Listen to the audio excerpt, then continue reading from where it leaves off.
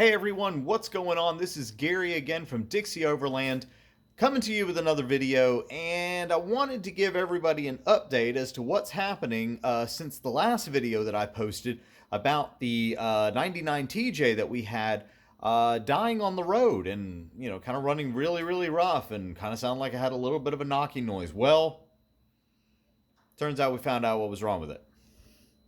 What was wrong with it?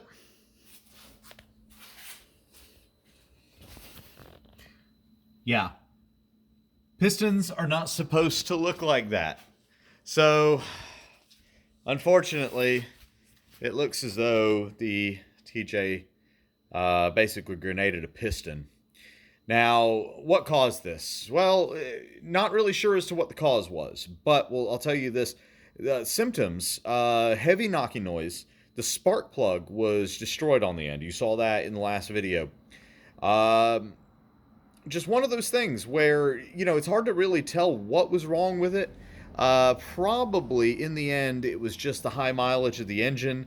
It looks like there's some markings on it that suggest that maybe it's been rebuilt recently. And if it has been rebuilt recently, then, it really kind of depends on who did the rebuild. How much care do they take? What kind of parts do they put in it? Did they do the necessary steps? Did they have the cylinders, rehoned? Did they have piston rings to match the cylinder size at that point?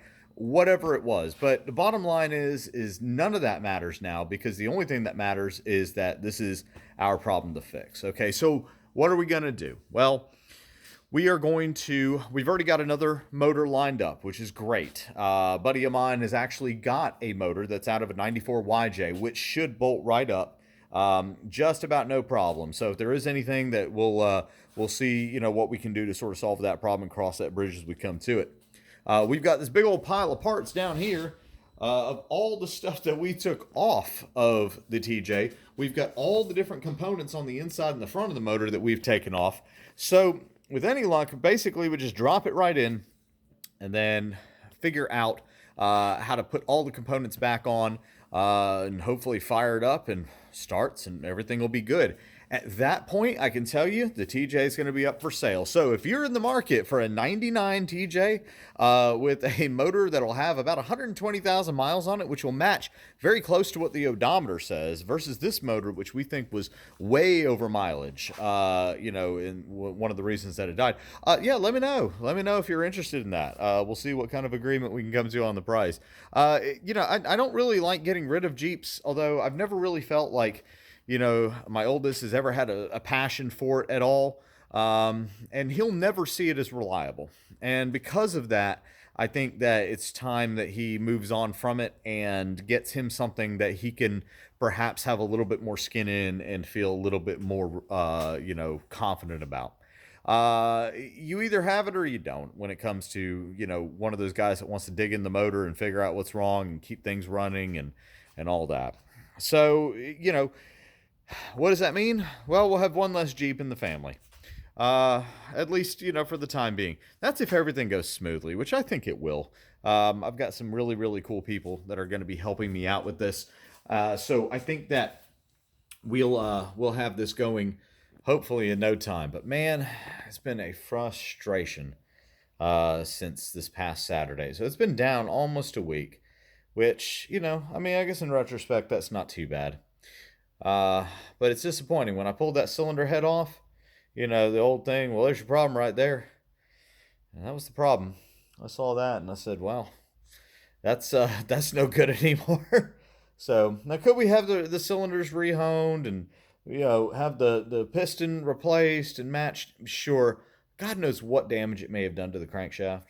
God knows what damage it did to other parts of the engine. If you notice, there is a piece of that piston missing. Let me show y'all. All right, there's a significant piece missing. Where's that piece at? I don't know where it's at. It's in there somewhere.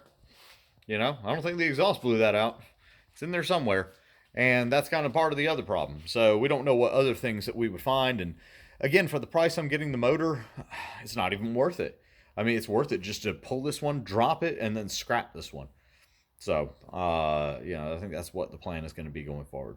Anyway, just wanted to give you all a short update as to what's going on. I promise there's going to be more Gladiator content coming. This has just kind of sidelined me for a little bit and kind of derailed, some of the things that I wanted to do with the Gladiator. Not derailed it, but maybe put it, a little bit more toward the back burner. Just because. If you notice, there's a pair of traction boards over there. I'm going to be mounting those up to the Jeep, at some point. The mounts that they gave me, don't exactly fit through my roof rack. So either you can modify the roof rack or you can figure out a way to build a mounting system. So I'm probably going to do the latter. Just 'cause I really don't feel like drilling through anything. I would rather just bolt, components to it in case I want to change the configuration up later. So anyway, well, that's the inning and the score. So from Dixie Overland, have a good one. Let me know in the comments. What do you think?